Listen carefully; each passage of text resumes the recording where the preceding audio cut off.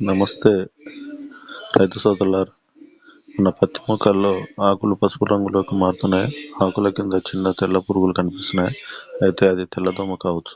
ఈరోజు తెల్లదోమను ఎలా గుర్తించాలి, ఎంత నష్టం చేస్తుంది, ఏ మందులు బాగా పనిచేస్తాయో తెలుసుకుందాం. తెల్లదోమను ఎలా గుర్తించాలి? ఆకుల కింది భాగంలో చిన్న తెల్ల రెక్కలున్న పురుగులు ఉంటాయి. ఆకును కదిలిస్తే గుంపులుగా ఎగిరిపోతాయి. ఆకుల కింద గుడ్లు, ఆకులపై జిగురు ఏర్పడి నల్లటి బూజు వస్తుంది. తెల్లదోమ వల్ల నష్టం: ముఖాన్ని రసాన్ని పీల్చి ఎదుగుదలను తగ్గిస్తుంది. ఆకులను పసుపు రంగులోకి మారుస్తుంది. కాయల సంఖ్య, దిగుబడి తగ్గిస్తుంది. అదేవిధంగా వైరస్ను వ్యాప్తి చేసే ప్రధాన పురుగు ఇది. తెల్లదోమపై పనిచేసే మందులు: టోనికామిడ్ 50GG, ఇది ఎకరానికి 60 నుంచి 80 గ్రాములు వాడుకోవచ్చు. అదేవిధంగా డైఫెన్తురాన్ 50PP, ఎకరానికి 240 నుంచి 300 గ్రాములు, అంటే పావు కేజీ వాడుకోవచ్చు. అదేవిధంగా పైరిప్రోక్సిఫెన్ 10EC, ఎకరానికి 400 నుంచి 500 ml వాడుకోవచ్చు.